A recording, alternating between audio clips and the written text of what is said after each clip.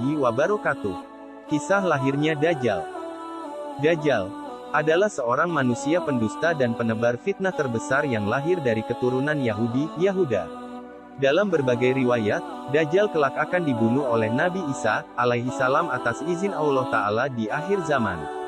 Peristiwa ini menjadi salah satu tanda-tanda terjadinya hari kiamat. Dajjal bukan jin ataupun makhluk lain, tetapi ia manusia yang ditangguhkan ajalnya seperti halnya Nabi Isa, alaihi salam.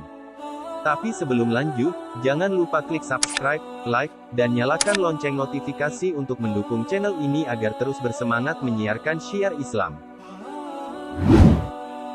Dajjal lahir di negeri Samirah, Samaria, negeri kecil di Palestina warisan Nabi Sulaiman AS. Negeri Samirah ini berasal nama seorang dari Bani Israel, Musa Samiri, pembuat berhala sapi emas. Ia pengikut Nabi Musa, alaihi salam yang kemudian sesat dan merupakan tokoh kafir yang disebut dalam Al-Quran. Dajjal lahir dari seorang ayah dan ibu keturunan Yehuda, Yahudi, yang 31 tahun tidak dikaruniai anak.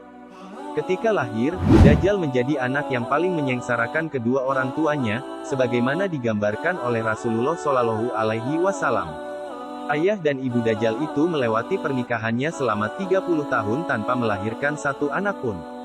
Kemudian lahirlah dari mereka seorang anak laki-laki yang buta sebelah matanya. Ia menjadi orang yang paling berbahaya dan paling sedikit manfaatnya, bagi kedua orang tuanya dan bagi umat manusia. Kedua matanya tertidur tetapi hatinya tetap terjaga.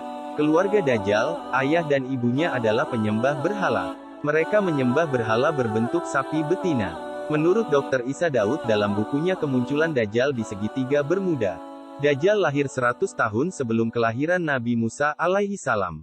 Ada yang menyebutkan cikal bakal Dajjal lahir dari nama Musa Samiri si pembuat berhala sapi emas. Sementara dalam buku Izharu Ai-Masihat Dajjal disebutkan, Dajjal lahir dari hasil hubungan ketika ibunya sedang menstruasi, lalu terjadilah kehamilan sebagai pengaruh perbuatan iblis.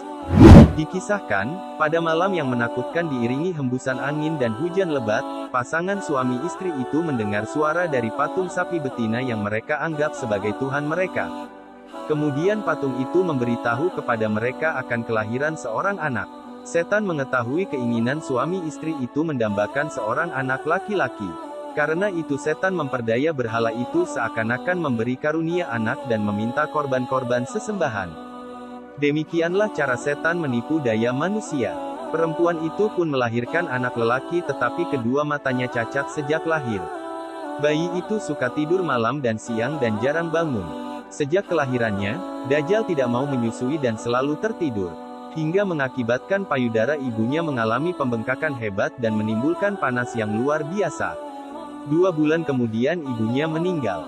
Ayah Dajjal berpostur tinggi, gemuk, dan memiliki hidung seperti paruh burung sedangkan ibunya berbadan gemuk.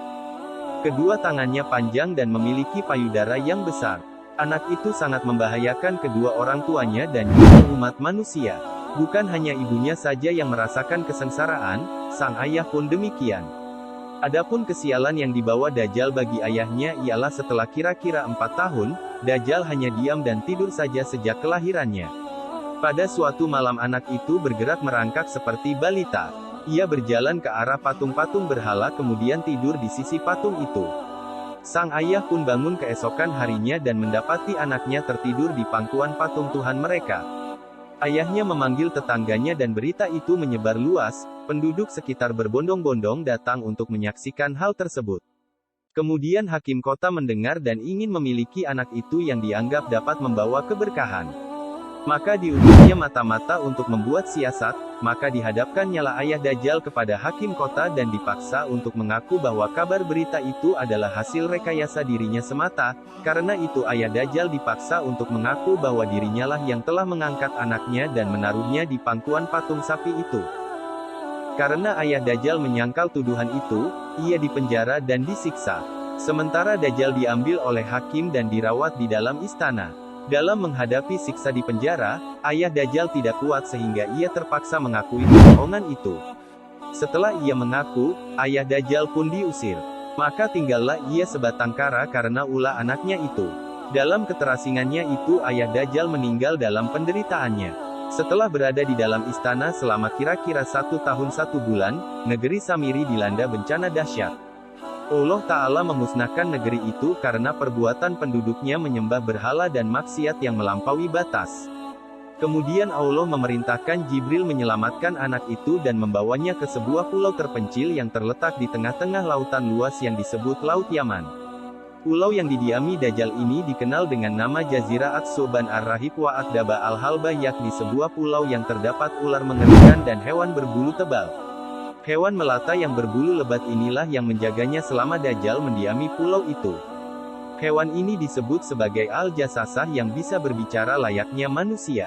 Pulau itu berukuran kecil, bagaikan tumpukan bebatuan. Pulau itu terpisah dari gugusan pulau-pulau yang banyak jumlahnya. Dajjal sepanjang hari sepanjang tahun selalu tidur layaknya penghuni gua. Untuk diketahui kisah Dajjal ini tidak ditemui dalam riwayat yang sahih. Adapun kebenarannya kita masih membutuhkan referensi yang sahih selain yang diceritakan oleh buku-buku dan literatur di atas.